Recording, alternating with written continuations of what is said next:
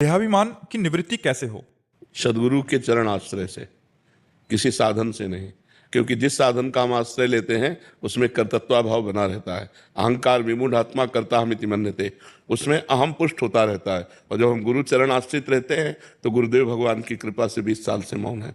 गुरुदेव भगवान की कृपा, उनकी आज्ञा पर रहने से अहंकार का नाश हो जाता है। तिनकी संगति रहत जाति कुल मद सब नंसई, संतत सेवक सदा भजत जे श्री हरिवंश।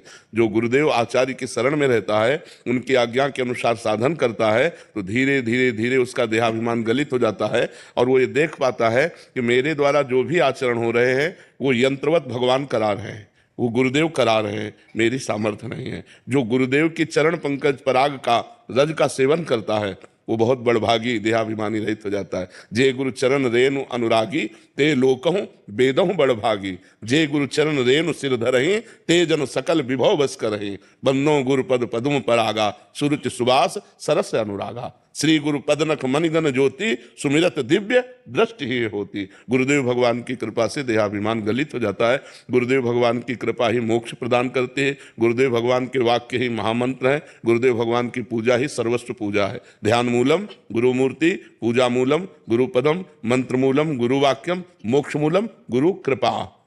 मोक्ष मूलम गुरु कृपा। तो गुरुदेव की कृपा से ही देहाभिमान का नाश होता है। ये हमने खुद देखा।